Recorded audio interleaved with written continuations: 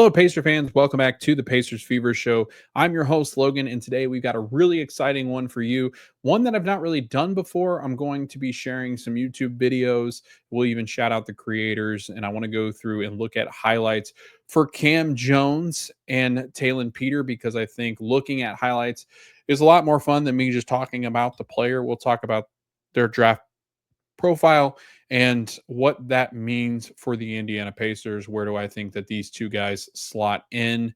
Very interesting picks for the Indiana Pacers. I think that Cam Jones can just kind of a spoiler here. I think Cam Jones can play an instrumental part for this Pacers team starting this coming season, 2025, 2026. I think Taelon Peter is just an intriguing pick because not many had them in their top 100, and he gets selected in the second round by the Pacers. And I don't know if many people had him being selected at 54. So let's jump into the NBA draft because it was a lot of fun, different storylines. And we'll talk about some of those because it made some noise across the league. So let's go through each of the picks and what these teams did. I'm going to try my best to pronounce these names just because they are extremely difficult to pronounce, especially Kaman Mulak, I think is his name. That was out of Duke. So here we go. Best attempts at this. Bear with me. Correct me where I'm wrong. But first round, first overall pick, Mavericks select Cooper Flagg with the second pick. You had the Spurs draft Dylan Harper from Rutgers. Third pick, 76ers get VJ Edgecombe from Baylor. Hornets draft Con Knuppel from Duke. You got the fifth overall pick was Jazz. Draft Ace Bailey from Rutgers. Number 6 pick, Wizards draft Trey Johnson from Texas. Pelicans at number 7 get Jeremiah Fears. Number 8, the Nets draft Igor Demin. Number 9, Raptors draft Colin Murray Boyles. Number 10 is the Rockets drafting Kaman Moliak. Moloch, I think that's how you say it, from Duke, and was traded to the Suns in that Kevin Durant swap. Trailblazers draft Cedric Coward from Washington State. He was traded to the Grizzlies. The Bulls draft Noah Esinge from France, I believe it was. Hawks draft Derek Queen from Maryland, traded to the Pelicans. Spurs draft number 14th overall Carter Bryant from Arizona. Number 15, the Thunder draft Thomas Sorbear from Georgetown. 16th, Grizzlies draft Yang Hansen from Qingdao, which is a pick that they traded to the Trailblazers. This guy was one of my favorites. Yang, I think that's how you pronounce it, was interviewed when he was welcomed to Portland, and they said, "What would you do not playing basketball?" And he said, "Well, what I do typically: sleep, eat, and play PS5." So a very honest answer from the young kid out of China, but I thought that was a kick. The Wizards draft Walter Clayton Jr. from Florida, traded to the Utah Jazz.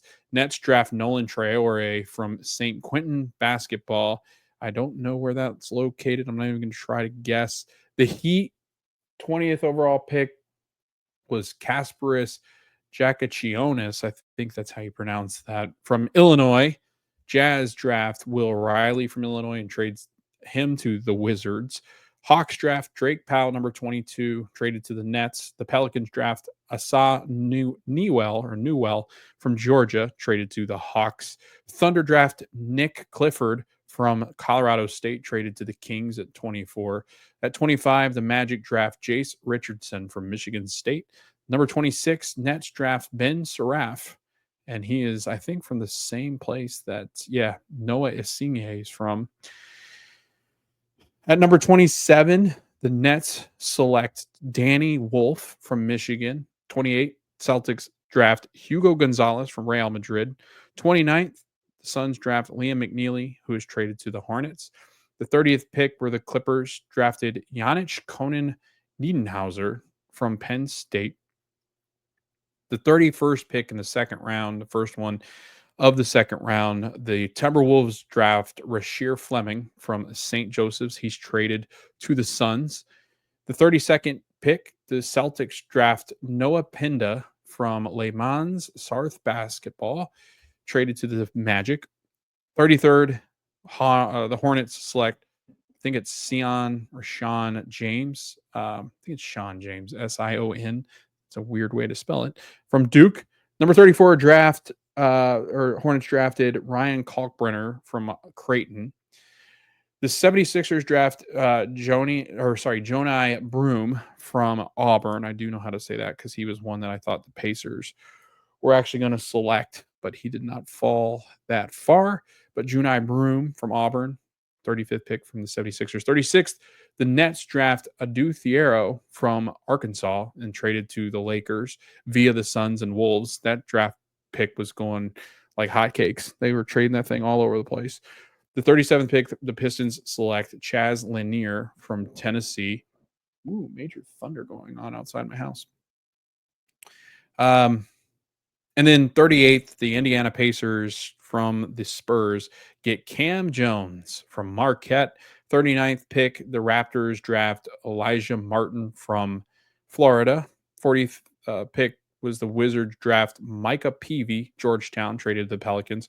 Warriors draft Kobe Brea from Kentucky, traded to the Suns. 42nd pick, the Kings draft Maxime Reno from Stanford. The 43rd pick, Wizards draft Jameer Watkins from Florida State. 44th pick, Thunder's draft Brooks Barnhizer, from Northwestern. Bulls draft Rocco Zikarsky from Brisbane at the 45th slot, traded to the Wolves. The Magic draft Amari Williams from Kentucky, traded to the Celtics. The 47th pick, the Bucks select Bogolijub Markovic from Megabasket. I don't believe he ever comes over. I've heard that from the Bucks fans of like he's never going to play here. Grizzlies draft Javon Small from West Virginia at 48. The 49th pick from the Cavs, they draft Tyrese Proctor. The 50th pick from the Knicks, they draft Kobe Sanders, but trade him to the Clippers from Nevada. The 51st pick, Clippers draft Mohamed Diawara, and they trade him to the Knicks. The Suns draft Alex Tuhi from the Sydney Kings, and he's traded to the Warriors. The Jazz at 53 draft John Tonji from Wisconsin. 54, the Pacers draft Taelon Peter from Liberty. 55, the Lakers draft Lachlan Olbrich from the Illawarra Hawks and traded to the Bulls. 56 pick, Grizzlies select Will Richard from Florida, traded to the Warriors. 57 pick, the Magic draft Max Shulga from VCU, traded to the Celtics. The Cavs at 58 draft Salu Niang from Trento. And then 59th pick of the NBA draft, the last draft pick, the Rockets draft Jamai Mashak from Tennessee. And he is traded to the Grizzlies via the pick from the Warriors and the Suns. So they traded that pick around a ton and ultimately ends up with the Rockets. And that rounds us out. Sorry if that was too much, but I wanted to read those out because that's where all of these players have landed. Interesting storylines, I think. Obviously, number one for me was Cooper Flagg going to the Mavericks. They win the lottery after, I think, being like a 2% chance of winning that pick. Might even be under that as well. But Duke, native Cooper Flagg. And honestly, I mean, just watching him play, I was actually watching, there were highlights of him playing for Team USA. I think it was the under 19 or under 20 team or whatever that ended up being, where they were playing Team USA with like Anthony Davis and Drew Holiday and all them. And Cooper Flagg was scoring on these guys at age 19 or whatever he is. How old is Coop? I want to check. He's born in 2006. That makes him, oh my goodness, he's 19 years old. Yeah. 18 right now. He will be 19. So he will be 19 years old. The fact that, I mean, clear cut number one overall pick, his ability to score. I mean, he's got great size. The Mavericks just replenish. They're going to have a superstar on their hands. I would say it's him, clear cut favorite to win Rookie of the Year next year. Although, they talk about other players that could be in that mix. From everything I've heard about Trey Johnson, I mean, Trey Johnson is really good. Dylan Harper, I think, matching up and pairing up with Wembanyama in San Antonio will be pretty cool. BJ Edgecombe, that'll be an interesting one because with the 76ers and such fluctuation over there, and I mean, they look different every day, it seems, the Sixers do. And those guys have not been able to stay healthy. Can he get on the floor and provide? But honestly, if I'm picking, I don't think there's many talents quite like Cooper Flag, one of the best talents that's come out of the draft for a very long time, and he has the ability to really change the game. And I think the Mavericks are going to be very happy with that because Luke is on or is playing in LA. And I think that this is a nice replacement and one that they'll be able to get very excited about for years to come. So that was obviously storyline number one. Storyline number two was Ace Bailey. Ace Bailey, it sounded like he didn't even want to be drafted all the way until like the 10th overall pick and above. I mean, this guy sounded like he didn't want to play for most of the people on the board early on. And he ends up with Utah, and then he's not talking to Utah. And then finally, there's been video of him landing and shaking the Jazz front office managers, and there was a lot of discussion around this. I think they did exactly what they needed to do. You signed the best player available, or sorry, you draft the best player available, and you let that stuff kind of settle on its own. And whether you end up having to trade him for good value, I'm sure they would have gotten for him. But ultimately, I think they they are going to work it out, and he's going to play with Utah, and a pretty good talent. I think could really change things over there. And the thing about Utah is he's playing with a lot of the younger, exciting players. So I don't really know why he was so hell bent on not playing for Utah. I think it was a matter of like he had a destination in mind where he wanted to go. I don't know if it was with Washington. I doubt it was the Pelicans or Nets. Maybe he wanted to be a Raptor. It's interesting because I always it's interesting when these guys do this when they complain when they're one of the top picks in the NBA draft because I mean you have to go all the way down to maybe 14th where you're playing with because he was where he was drafted. You probably have to go all the way down to like 14th, maybe 10th if you wanted to play with Durant. Like I don't know, like there's certain teams that you might be able to play for that are under the 20 mark that you'd be excited about playing and being competitive. But then again, you're going to a place where you probably don't play. So it's always fascinating to me. Like he must have been infatuated with one of the organizations. Maybe the organizations promised him quite a bit of stuff, but he ends up with Utah and he didn't seem very happy about it, but he is reported and they will start practicing I think relatively soon for their summer league play, which will happen next week. And speaking of the summer league, I know I covered this in the last episode. If you listened to that, thanks for listening to that. It was a very long episode talking about the Pacers' future and what that looks like. And I think it impacts some of how they approach the 2025 NBA draft. And you saw the picks that were made and the way that the Pacers moved throughout the draft in order to still keep their value in this year's draft, but also staying in a good spot with salary and how much they're bringing on because as you look forward, they're going to be without Tyrese Halliburton for next season, and they're going to want to build for the future while also staying very competitive and giving themselves the best chance to really win and compete and get back to the NBA Finals or as far as they can into the playoffs when Tyrese comes back. And so they went and made some moves. They stay in this year's draft. They had the 23rd pick. They end up trading that for cash. The Pelicans end up getting that, and then Pacers go out and do some dealing of their own and get their the 38th pick back from um, San Antonio. So they get their own pick back from 2026. They get their a new pickup at 38 where the Spurs were because they traded for the Spurs 38th pick. So they get Cam Jones with that 38th pick, and that's what has led us today to this episode. So Summer League starts next week. You'll get to see Cam Jones and Taelon Peter play, as well as Johnny Furphy. That'll be very exciting, I think. And that summer schedule is now available. You can go find that over on NBA.com. But here is the Pacers Summer League schedule.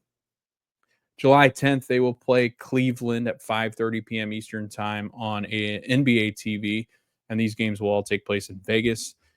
July 12th versus OKC at 5:30 p.m. Eastern Time on NBA TV, and then July 14th versus the Bulls at 6 p.m. Eastern Time on ESPNU, and then July 17th versus the Knicks 4:30 p.m. Eastern Time on ESPN. They play a group style tournament, and then that leads into a bracket style tournament where they will play if they have a good enough record to get kind of out of this group stage and into the bracket style. I think it's like a round of 8 or 4 that they will play, but it's a tournament.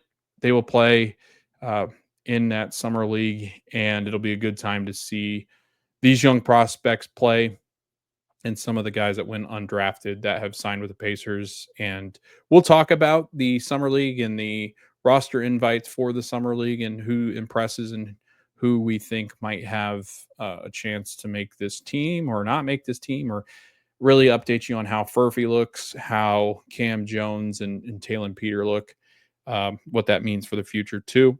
So we will be talking about those games some. I haven't decided. Probably not after every game. It'll probably be probably after the first 2 games we'll talk about them, and then after the last 2 games we'll talk about them, and then after that we'll cover them as needed. I don't know if we'll talk about every single game in the summer league because that will be quite a bit, and depending, it really you don't know what you're going to see between each game, so I don't know. We'll update you on that as that time gets closer. But again, that's next week, starting on July 10th for the Pacers, where you can see Cam Jones and Taylon Peter. And speaking of which, we are going to do something that's not tried before on this podcast or really any other podcast, but we're going to be looking at some highlights. I don't know how well this will play. So these are over on YouTube. This is called Inside the Edge YouTube channel, and it's got about a 10-minute video. We're going to look through a lot of it and kind of react to the Cam Jones highlights. Obviously, these are highlights. This is the tough part about looking up how players play, because highlights are highlights. These are things that they do well.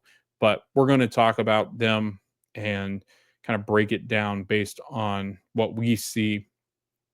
And yeah, so we're going to react to it. I'm going to try to add this to our feed over here. So just 1 second, and it should be up there now.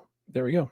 All right, let's see how this plays. I don't know how this will buffer, and there's a storm going outside, so bear with us. I'm going to turn the sound off of it, just so you can kind of react to it. But the first thing you kind of notice with him, I think, is the fact that he is very crafty. And that's uh, left-handed. I mean, to be honest with you, when people were making comparisons, some people said the way he kinda gets to the rim kinda looks like TJ Ford a little bit. Some moments he looks Lance Stevenson-ish, and I kinda see that because he like that, he uses his body where he bounces guys, but, I mean, it is weird because they asked him pre-workout, pre-draft workout, like, who does he compare himself to? And his he said that Andrew Nemhard was somebody that he can say he would compare himself to, which is very accurate. Andrew, I think, also played later into his college career. I think they're about the same size. I think they're both 6'4", and kind of have that same build. Obviously, Cam left-handed, but you can see it. I mean, you can tell he uses his body very well. He's very controlled in the way that he attacks the paint, attacks the rim. It looks sweet coming out of a left hand. I mean, we've not had a whole bunch of left-handed shooters in Indiana, so it's definitely something. I think with Kareem Rush, I think at one point that was a lefty. I'm trying to think of Troy Murphy. I mean, you really have to go back to find Travis Best. That's the other thing too. I saw somebody say, and I was like, I mean, that's a pretty good comparison for uh, old Pacers, I guess, if you want to say, because of the left hand and kind of the way that he attacks, defends pretty well. Cam Jones has a little bit of um, Travis Best in him, which I can kind of see that to an extent. And I mean, just looking at these highlights, he uses his body really well. I mean, look at that. Just the way that he gets into the paint and scores around oftentimes bigger defenders, like just great body control and strong. I mean, that's another thing being 23 in his rookie year. This kid's going to come in with a lot of just experience and no, he's going to have to learn some of the NBA obviously and the speed of the NBA is going to be different sides that you're going to see. But I'm really impressed by his ability to get to the paint around these big defenders, and you'll see a lot of it. I mean, I think he shot 48% from the field throughout his time in Marquette, and a lot of it you'll see because he really attempts about 6 three-pointers per game. Typically, you can see he's got a pretty quick catch and release, so that's always something that they look at when you're talking about scouting is how quick, especially for he's not he's not exceptionally small, but I mean, he's not definitely not a bigger guard at 6'4". He's more of that dual point guard kind of threat. But I mean, look at that pass! Oh my goodness, that's the one that they show all the time because just his passing ability is phenomenal. But like I said, I mean, a quick release is really important out of a guard like this because he's not as big. He's going to see bigger defenders more than likely. But he like so here, I mean, going against Georgetown, he's got a bigger defender there. His ability to use screens, but then to step by some of these bigs. I mean, he's got a I think he said he got a 6'7" wingspan. So he's got pretty long arms for a shorter guard. And I mean, look at that. Just that Euro step in the right hand too. I mean, that's what you love to see. Feel like Bill Raftery, right hand. Uh, but off the glass, nice touch. And so he shoots the ball well, gets the ball quickly. He releases it really well. And again, the NBA is going to have longer defenders close out on him, so he's going to need a quicker release. He doesn't quite wind it up like some of the smaller guards can oftentimes do, which is good. I mean, you need a quick release on shots because he's not quite as gifted as far as his length. Um, but pretty exciting stuff when you watch him, just because he does a lot of things in the paint. He's able to get to positions on the floor that a nice shot fake and pass there, and that's another thing that's tremendous when you listen to people break him down. They said that he's a an above average distributor and passer, and you can really see it. I mean, he's one of those combo guards that is crafty, and something that makes him so good and the ability to be able to distribute the way that he does is in his years prior to his senior year, he was a point guard, or sorry, a shooting guard. He was a two guard. Combo guard, he could play some point guard, obviously, but most of his time was spent um, as the number two guard for Marquette. Fast forward to his senior year, he is given sole responsibility of the point guard position, and I think that there were some things that came from that that are going to be absolute strengths for him when he plays with Indiana. But I think it did hurt his ability to shoot the basketball very effectively. He shot about 31% from three in his senior year. In prior seasons, he'd been more about like that 37, 38% mark from three.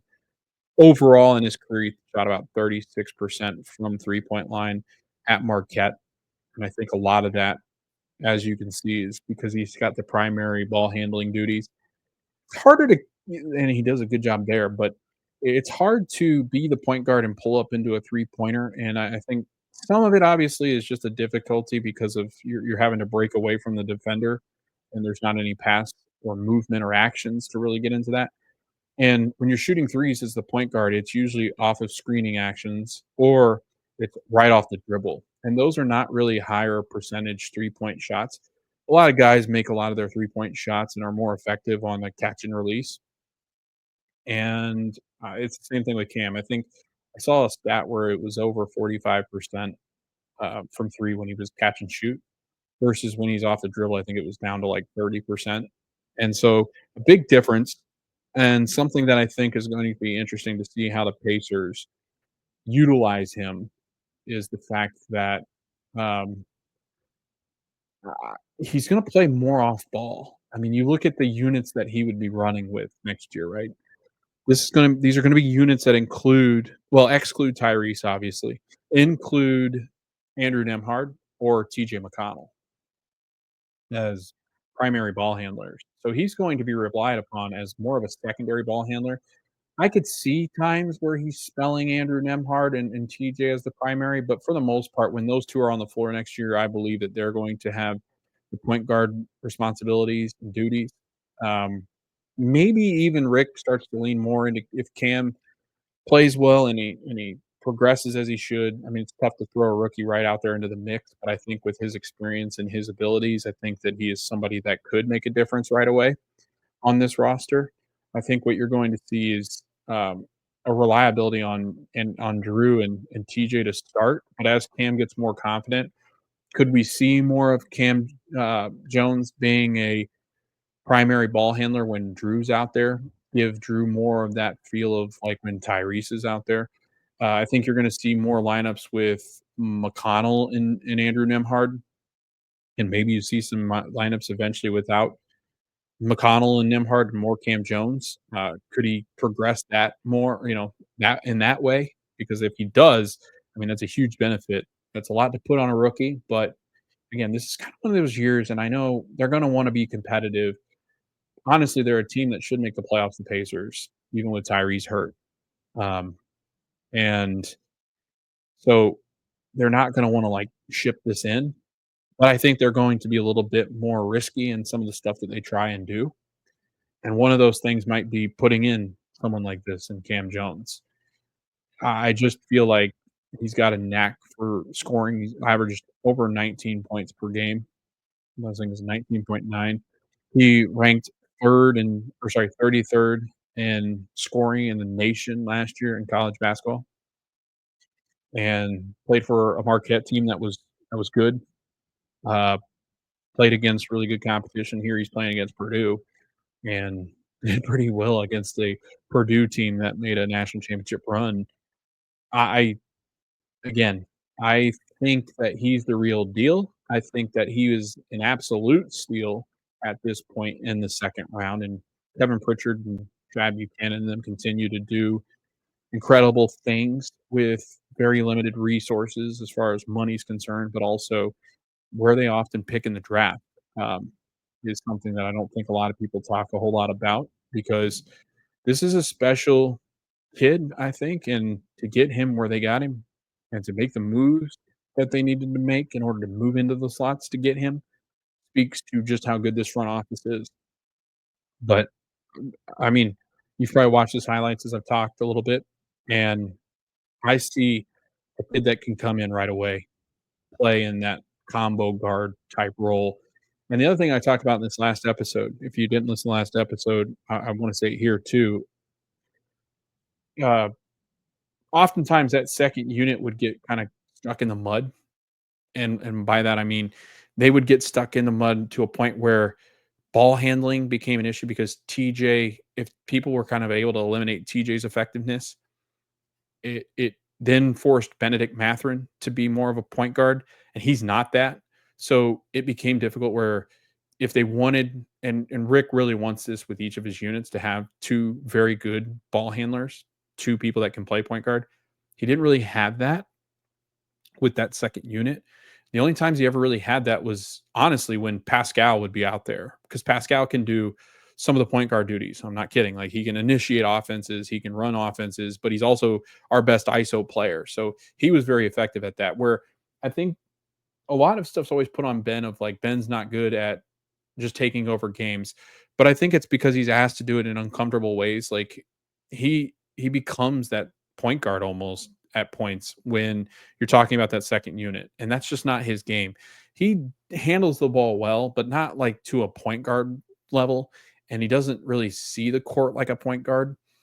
So to ask him to kind of play this secondary ball handler thing, it's not really his strength. He's almost better fit for like a number like a three or even like a really small four. He's not really a combo guard. It's I don't know. I think it's just because his mentality is more he wants to score and fill it up. And if he's asked to do much more than that on the offensive end, that's when it becomes difficult because he's just a flat out scorer. He knows how to get to the rim, but he's not necessarily an engine that makes the team go. Whereas I think the reason why I said that was I think Cam Jones can step in beside Nemhard or McConnell, and then you have that same thing, and that dynamic exists the whole time while the bench unit is in. That's why I think it's going to be interesting to see how quickly Cam can get integrated into this offense and what he can do. And if the moment's not too big for him, I could see Rick kind of, and I know Rick has had a hard time leaning into rookies, but this rookie's a little different. Like he's an older rookie, he's 23. He's played against really good competition, and he doesn't feel like he's afraid of the moment. And I think that's something that Andrew Nemhard was very good with. And that's why Andrew, you saw him more early on in his career than I think you saw like an Aaron Neesmith or even Ben Matherin or Jarris, because Drew came in with like this edge. You're going to get that same kind of experience and same kind of edge with Cam Jones. Like he's that kind of player. So again, I think that the Pacers will kind of ease him in to start, but at the end of the day, I think we're looking at next year, he's going to be playing in a lot of these games. That's how good I think that this kid's going to end up being. He's going to be a great rotational piece, and we'll see how much higher his ceiling is than that. But again, he's a second round pick, oftentimes graded as a first round talent. And the reason why he gets there, so let's just go through some of his strengths as reported in his draft profile: shot creation, moves like a veteran NBA scorer, splitting traps and pick and roll. Very good at that. Very good at finishing Euro steps, dribbling into sidestep threes. Very similar to what Tyrese and Drew can do, dribbling into that sidestep. He's a nifty ball handler who can use crossover spins and around the back dribble moves and a deep bag to generate shots all over the court. He's a great shot maker and shot creator.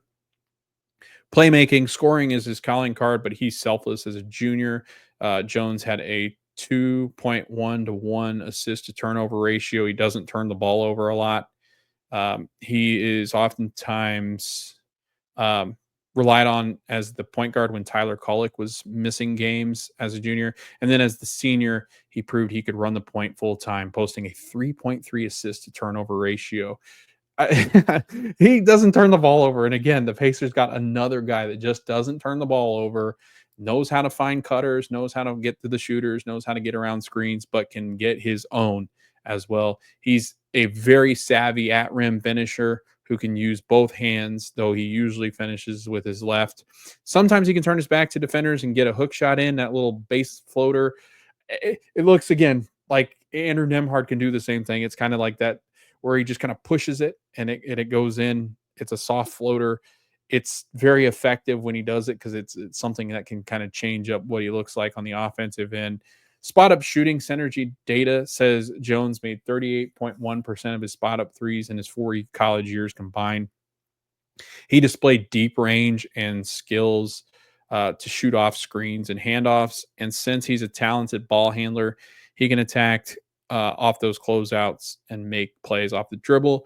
He's a good defender who always moves his feet, has a strong frame, and loves to apply pressure to opposing ball handlers. So he is going to be that hard-nosed defender. And I think with the coaches that they have in Indiana, I think Andrew Nemhard was a really good defender in college, but could have grown in other, in many ways, and he did because of the coaching in Indiana. I think Cam has that same ability where he could grow into a pest, and that's something that I think excites the Pacers.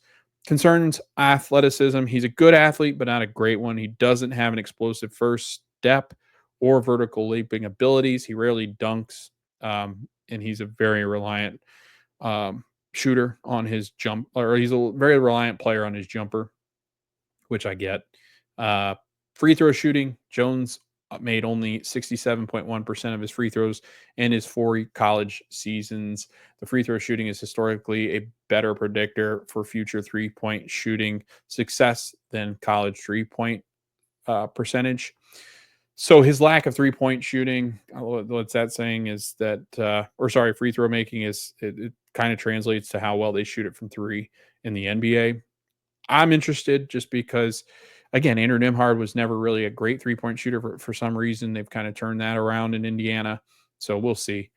Shooting off the dribble, this is where he struggles. Jones made 36.7% of his dribble jumper threes entering his senior season, which is quite a strong number. But as a senior, he made only 20% of his 70 attempts per synergy. Considering his shaky results from the line and his good but not elite number of spot ups, it raises questions about his ability to shoot the basketball.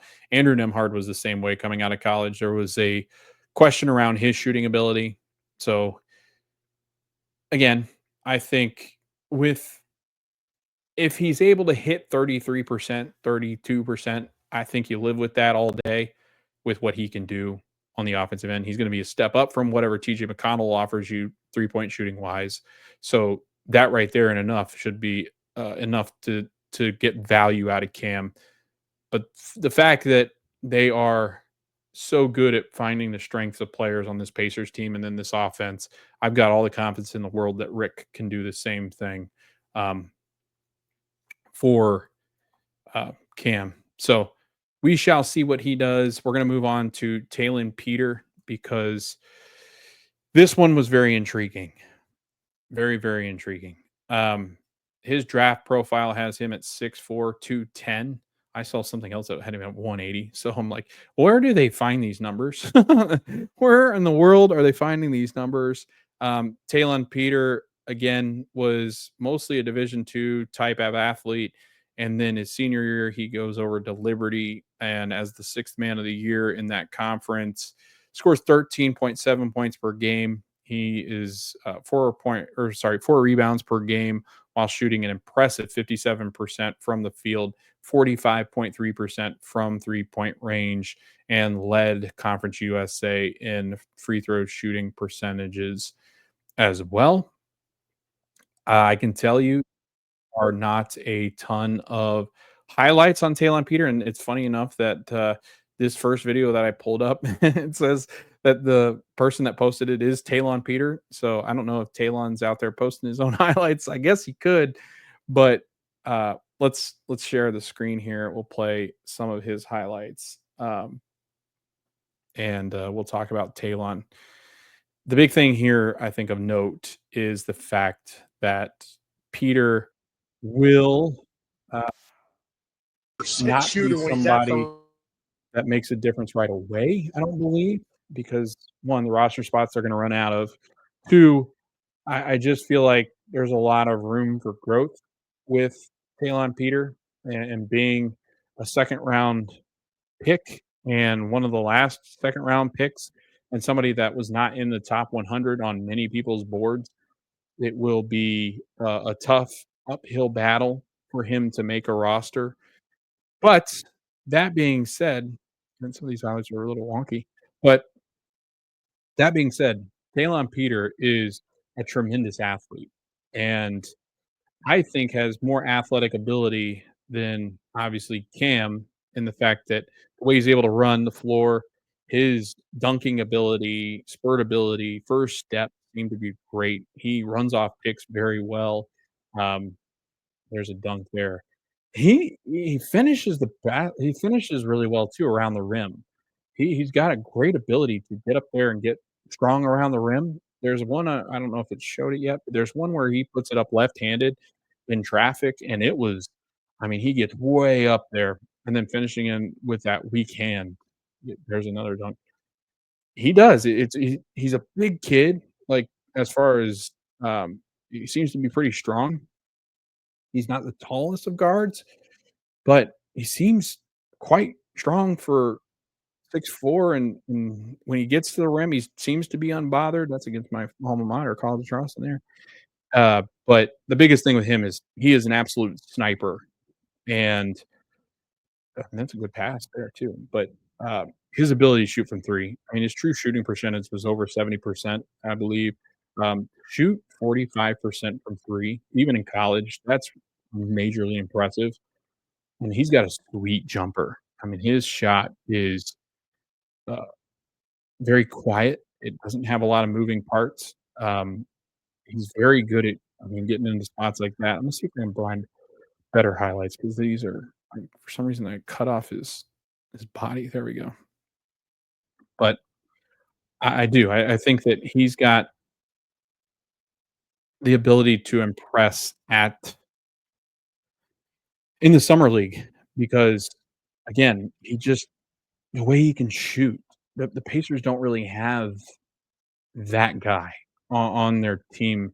Aaron Nesmith, I think, is the closest thing they've got to that sharpshooter, and there are times where he is a sharpshooter and was in college too, but this guy I mean, you leave him open, he's making half of them? That's crazy. That's insane. His spot up 97th percentile there, that's on that stat. Sorry, I'm not even sure my screen is probably wrong, but, just some of these shots that he's taking, I'm like, "Man."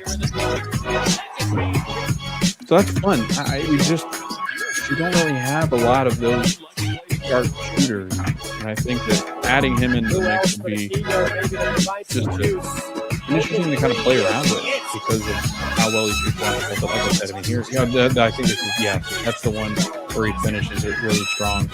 There's one where he finishes the left-handed too, really good.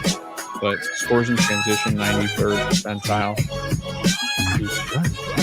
Really well. I mean, I know he's a second round pick. I know that he's not had a ton of experience playing against the top level players in NCAA, but the kid looks like a gamer. He's enticing to me. I mean, it might come down to like we need to keep this kid around and see what he's made of. He defends the basketball pretty well. He's a good defender. He's strong. He's really high IQ, knows where to be. Jumping ability seems tremendous. I think he could turn him into a great defender because he is very athletic. There's not a whole lot on him because I don't think a lot of people thought he was really going to be much. I think, that you look at what they said about him, and I don't know, like it just the fact that he wasn't higher on a lot of people's boards, I kind of question. I mean, you put him on a lot of teams. I mean, the fact that he can catch and shoot off the screens like that, it's very NBA. I mean, he's got a sweet jumper. I don't want to say it, but I want to say it. Like it's very Klay Thompson-esque. And then sometimes you hit gold with some of these really late picks. The more I watch him, I'm interested. I hope what happens is he goes into the summer league with Cam, and he and Cam just like are annihilating people from deep. Like Cam's dishing it to him, hitting him. He's got 6 3-pointers in a game. Like that's the kind of touch that this kid has. So he did work out with the Pacers. He's one of the only ones. I mean, they had like a handful of guys that worked out with them.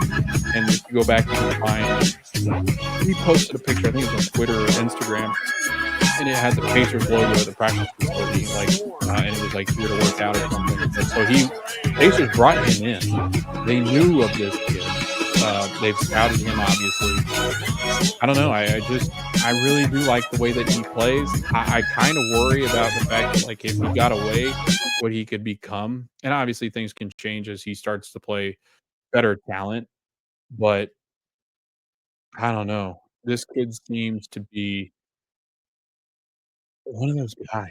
I just got this feeling and a great name. That's his coach from Liberty talking about him, where he said that this kid's special is what they played this, I think, on Liberty's website, but I think also the Pacers use this on their socials. But they said the kid's just amazing. He's a great kid, very comfortable in what he does, his abilities, very confident, not cocky. He's like a pacer. I mean, it is. I'd be fascinated to see just what this kid can do, and I'll close out the video and get back here to talk, but I don't know. Great floor spacer, plays well defensively, got more athleticism than Cam does. I just feel that this is a kid that's easy to sleep on, a kid that's gonna come out with a chip on his shoulder, and I think might prove to be very valuable for Indiana, and I've always dreamt of having another sharpshooter on this team. Even if he can become an 8th option or a 7th option off the bench where we don't really have that guy that strikes the fear of God into people.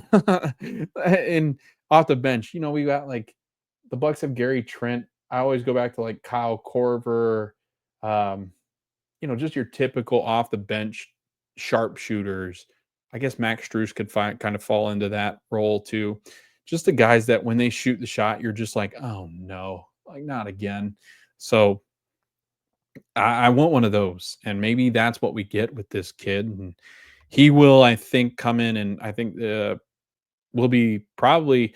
I want to see Cam Smith, but I know Cam Smith. I always say that.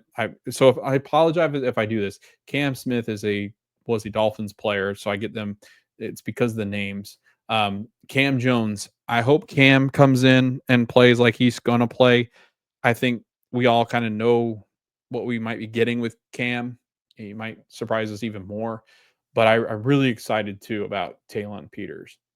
Peter, sorry, can't talk. This is like the fifth podcast I've recorded today, so I do apologize for messing all these names up. But Cam is somebody, again, like I said, I think that is going to be part of the rotation next year. Taelon Peter, I think, could be a surprise for many. And I wonder kind of how he fits in. I know that oftentimes those second, those end of the draft kind of picks, those second rounders are very likely to not ever get really much of a whiff of the NBA in the rotations there. But I sure hope that we don't really let this kid go and he becomes something. The Pacers have a really good developmental program for a lot of these young players. I mean, it seems like everybody that they've gotten in there have turned out to be better than what they'd been advertised. I mean, you look at Aaron Nesmith, Andrew Nemhard, you look at Obi Toppin and what they've done to develop him, Tyrese Halliburton to develop him into the player that he has become, even Miles Turner.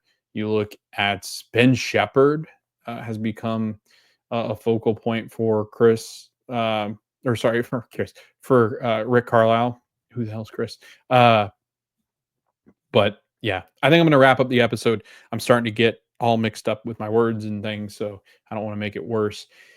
What do you think about Cam Jones and Taylon Peter? Because I think that these two could have an impact in 2025, 2026.